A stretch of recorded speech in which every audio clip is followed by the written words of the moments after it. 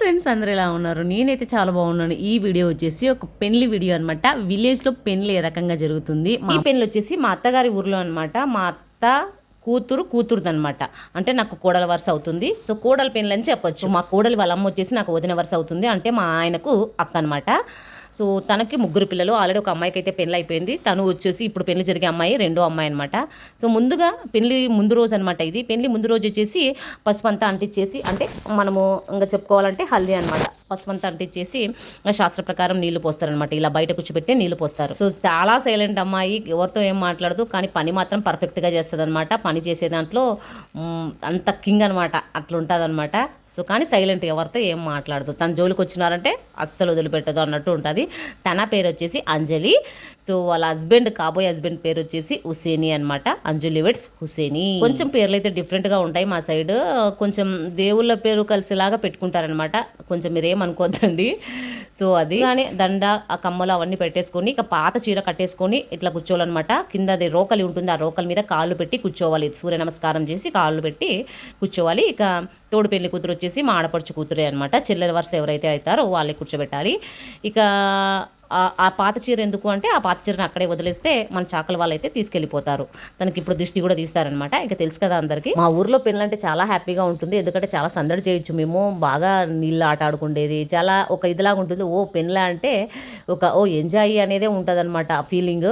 So అమ్మాయి పెళ్ళి అంటే ఒక ఎంజాయ్, అబ్బాయి పెళ్ళి అంటే ఒకటే పనులు. ఎందుకంటే అబ్బాయి పెళ్ళి వాళ్ళ సైడే ఎక్కువ పనులు చూసుకోవాలి కాబట్టి, అందుకే అబ్బాయి పెళ్ళి అంటే పనులు ఉంటాయి, అమ్మాయి పెళ్ళి అంటే ఎంజాయ్మెంట్ ఉన్నట్టు ఉంటుంది. ఇక్కడ వచ్చేసి ఇక పసుపు అయితే అందరూ అంటిస్తున్నాము. సుమారుగా ఒక 10 మంది పైనే అంటిస్తున్నాము. నేను కూడా అంటిస్తాను, చూడండి. మీరు గెస్ చేస్తే నేను ఎక్కడున్నానో మీరే చెప్పాలన్నమాట.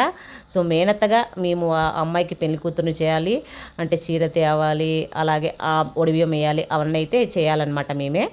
సో వాయిస్ ఓవర్ ఇవ్వడం కన్నా మీరే డైరెక్ట్గా చూస్తే బాగుంటుందని నేను అనుకుంటా ఉన్నాను. చూడండి, అక్కడ వచ్చేసి మా మూడో ఆడపడుచు, ఆడ పెళ్లి కూతురికి జుట్టు కడుతుంది కదా, తను మా మూడో ఆడపడుచు. తనకు టైలరింగ్ కూడా వచ్చు. తనే నాకు ఎక్కువగా క్లోజ్ వాళ్ళ ఇంట్లో, అంటే మా అత్తయ్య వాళ్ళ ఇంట్లో తనే ఎక్కువగా క్లోజ్ అనమాట.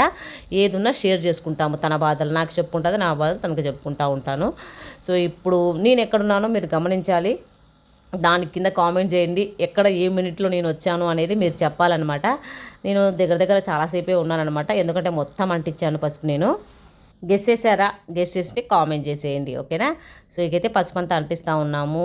అందరూ అంటిస్తూ ఉన్నారు. తోడు పెళ్లి కూతురికి కూడా అంటించాలి, కానీ అమ్మాయికి ఎక్కువ ఎందుకులే, చిన్నపిల్ల కదా అన్నట్టు అంటించలేదు. సో చూడండి, మీకు ఏమైనా డౌట్ వస్తే కామెంట్ చేయండి. వీడియో ఎలా ఉందో లైక్ చేయండి, అలాగే ఎలా ఉందనేది కామెంట్ చేయండి. ముఖ్యంగా మీరు ఒక కామెంట్ పెడితే నాకు చాలా సంతోషం అనమాట. ఎందుకంటే మనకు కూడా కామెంట్స్ పెడుతున్నారు అని చెప్పి నేను కూడా వెంటనే రెస్పాండ్ అవ్వాలి వాళ్ళకి. వాళ్ళు నన్ను దృష్టిలో పెట్టుకుని కామెంట్ పెడుతున్నారంటే నేను వెంటనే రిప్లై ఇవ్వాలి అనేది ఉంటుంది అనమాట. సో కామెంట్ చేయండి మీకు ఏమనిపించింది అనేది. సో మా విలేజ్ స్టైల్లో ఇలాగే పెళ్లి ఉంటుందన్నమాట.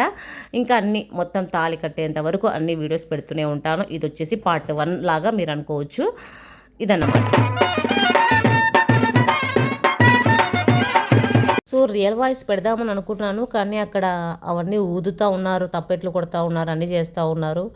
ఎక్కడ కాపీరైట్ పెడుతుందో అని ఒక బాధ అనమాట. అందుకే ఏం పెట్టట్లేదు నేను. సో కాపీరైట్ పెడితే పెద్ద రిస్క్ అండి. యూట్యూబ్లో ఏది పెట్టినా ఏమవుతుందో, వచ్చినప్పటి నుంచి చాలా పెద్ద ప్రాబ్లం అవుతుందన్నమాట నిజంగా చెప్పాలంటే. అందుకే నేను ఒరిజినల్ వాయిస్ పెట్టలేకపోతున్నాను. ఒరిజినల్గా రియల్గా అక్కడేం జరిగింటుంది, మాటలు కానీ అంత వాతావరణం ఏం జరిగి ఉంటుంది అని చెప్పి పెట్టలేకపోతున్నాను. So sorry for that. So ఒక అమ్మాయికి పెళ్ళంటే నిజంగా చాలా భయంతో కూడిన సంతోషం ఉంటుంది.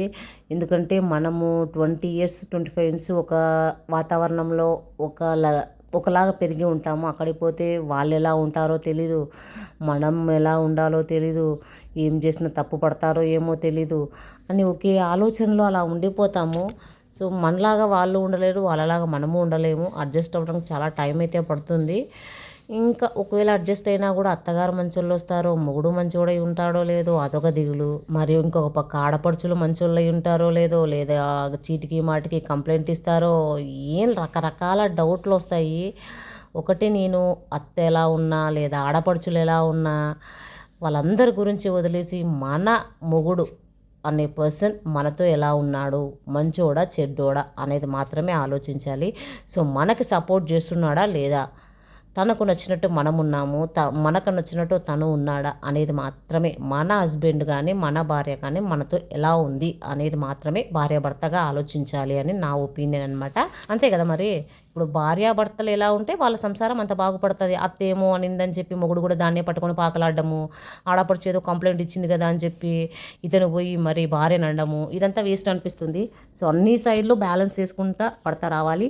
అట్ ద సేమ్ టైం భార్యకి సపోర్టు ఎమోషనల్గా కానీ ఫైనాన్షియల్గా కానీ తను ఏమైనా చేయాలనుకుంటుందా దానికి సపోర్ట్ కానీ ఇవన్నీ ఇస్తే మంచిది అని చెప్పి నా ఒపీనియన్ అనమాట. సో మీకు ఏమనిపిస్తుందో కామెంట్ చేసింది.